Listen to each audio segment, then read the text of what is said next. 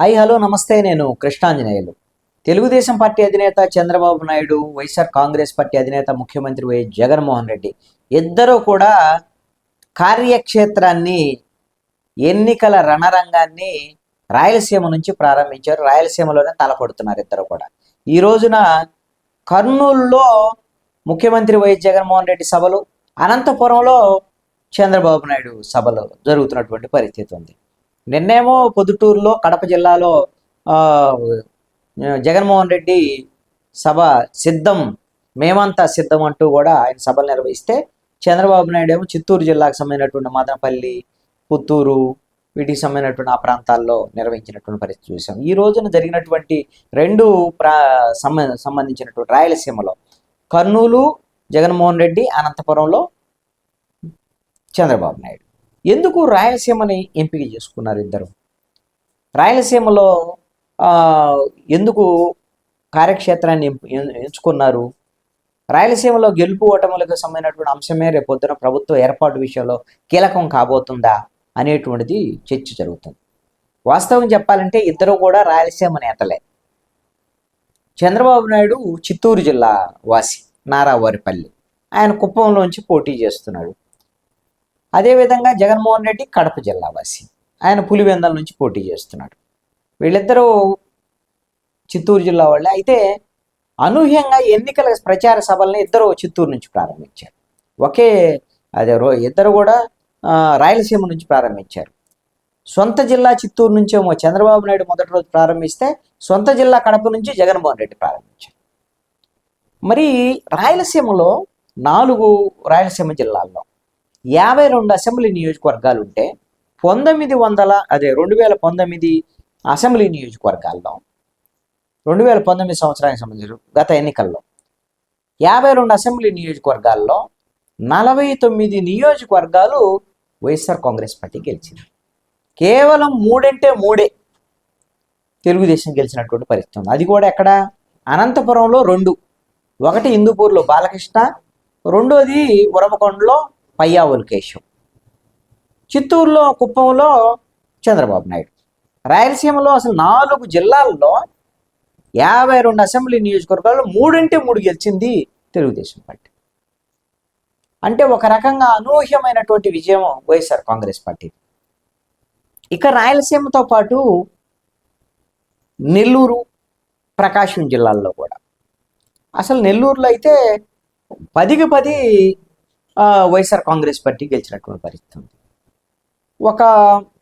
ఈ ప్రకాశం జిల్లాలో మాత్రము పర్చూరు అట్లా 1-2 సీట్లు మాత్రమే పరిమితమైనటువంటి పరిస్థితి ఉంది. ఒకటి ఎస్సీ నియోజకవర్గం బాల వీరాంజనేయ స్వామి గెలిచారు.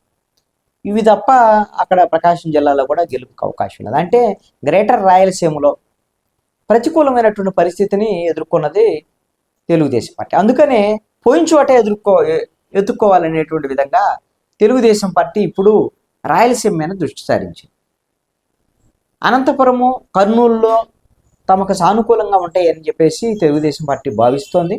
కానీ వైఎస్ఆర్ కాంగ్రెస్ పార్టీ మళ్ళీ రాయలసీమలో తన పట్టు నిలుపుకునేటువంటి దిశగా అది కూడా తీవ్రమైనటువంటి ప్రయత్నం చేస్తున్నారు.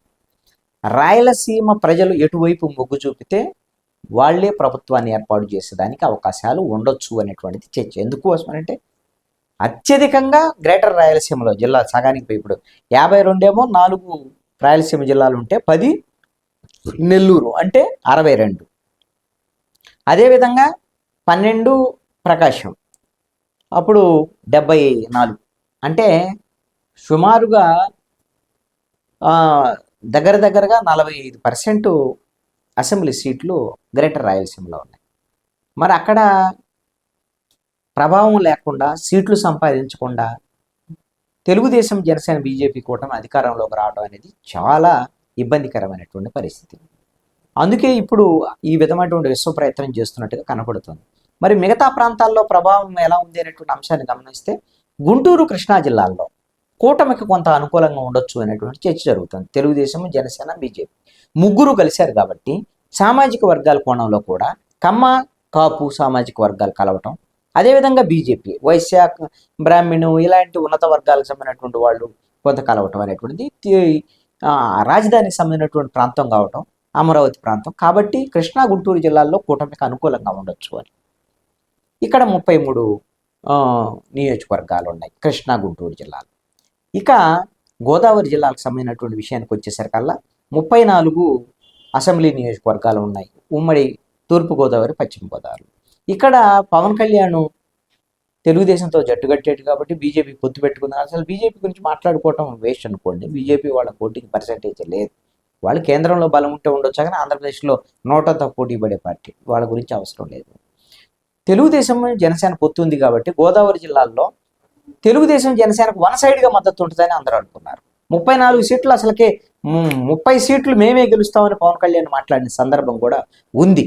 అయితే ఇక్కడ ఎప్పుడైతే ముద్రగడ్డ పద్మనాభం వైఎస్ఆర్ కాంగ్రెస్ పార్టీలో చేరారో, అదేవిధంగా కాపు సంక్షేమ సేన హరిరామ జోగయ్య లాంటి వాళ్ళు ఈ రోజున పవన్ కళ్యాణ్ వైఖరి తప్పుపడుతున్నారు. దీంతో కాపు ఓట్లు స్ప్లిట్ అయ్యేదానికి అవకాశాలు కనబడుతున్నాయి.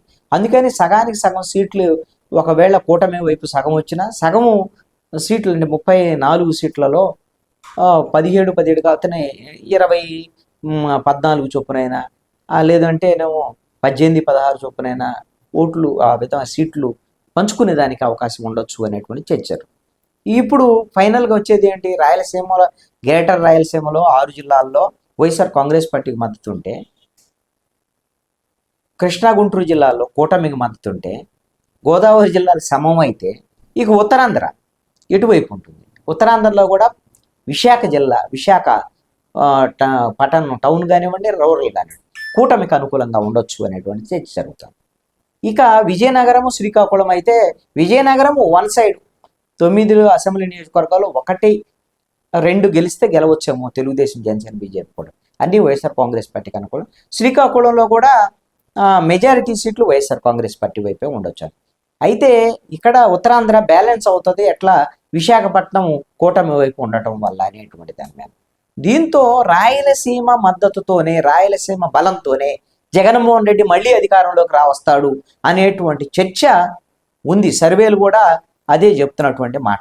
ఈ నేపథ్యంలోనే రాయలసీమలో తన పట్టు నిలుపుకోవడానికి జగన్మోహన్ రెడ్డి ఒకవైపున, చంద్రబాబు నాయుడు ఎట్లయినా సరే పట్టు సాధించాలి అనేటువంటి విశ్వ ప్రయత్నం చేస్తున్నారు చంద్రబాబు నాయుడు. కుప్పంలో కూడా చంద్రబాబు నాయుడు ఓడిస్తామని జగన్మోహన్ రెడ్డి చెప్పటం, వైనాట్ 175 అంటాం, ఇవన్నీ కూడా మరి దేనికి సంకేతం అనేది చూడాలి రేపు ఫలితాలను బట్టి. అయితే రాయలసీమలో జరిగినటువంటి ఈ మేమంతా సిద్ధమనేటువంటి సభలన్నీ కూడా అట్రప్లాప్ అయినాయి అని చెప్పేసి ఈ రోజున అనంతపురంలో చంద్రబాబు నాయుడు మాట్లాడాడు. అదేవిధంగా అసలు చంద్రబాబు నాయుడుకి రోడ్ షోలకి ఇప్పుడు ఈ విధమైనటువంటి ప్రజాగళానికి అసలు ప్రజల మద్దతే లేదు, చంద్రబాబు నాయుడు అసలు నమ్మటం లేదు, ఈ విధంగా హామీలు ఎక్కడ నమ్ముతారు, వీళ్ళు ఆల్రెడీ ఒకసారి పరిపాలించి ఫెయిల్ అయినటువంటి వాళ్ళు, వీళ్ళ నమ్మటం లేదు, వీళ్ళు అసలు ముగ్గురు కూటమి కలిసేటువంటి పరిస్థితులు కూడా లేక చంద్రబాబు నాయుడు ఒక్కడే ప్రచారం చేసుకోవాల్సినటువంటి పరిస్థితులు వచ్చినాయని సజ్జల రామకృష్ణారెడ్డి లాంటి వాళ్ళు విమర్శిస్తున్నటువంటి పరిస్థితి ఉంది. ఇద్దరు కూడా మీ సభ ఫెయిల్ అయిందంటే మీ కార్యక్రమాలు ఫెయిల్ అయినాయి, మీ యాత్రలు ఫెయిల్ అయినాయి అటువంటి విధంగా ఒకళ్ళనొకళ్ళు విమర్శలు అయితే చేసుకుంటున్నారు. ఎవరి బలాన్ని వాళ్ళు ప్రదర్శించుకునేటువంటి ప్రయత్నం అయితే బల ప్రదర్శనకి ఈ రోజున రాయలసీమ వేదికగా ఉంది. రేపు ఫలితాల తర్వాత, ఎన్నికల ఫలితాల తర్వాత రాయలసీమ ప్రజలు ఎటువైపు మొగ్గు చూపుతారనేటువంటిది చూడాలి. ఇద్దరూ మాత్రం కార్యక్షేత్రాన్ని రాయలసీమనే ఎంపిక చేసుకొని నేనంటే నేనని సవాలు విసురుకుంటున్నారు. ఆ విధమైనటువంటి పరిస్థితుల్లో ప్రజల మద్దతు ఎవరికి ఉంటుందో చూడాలి.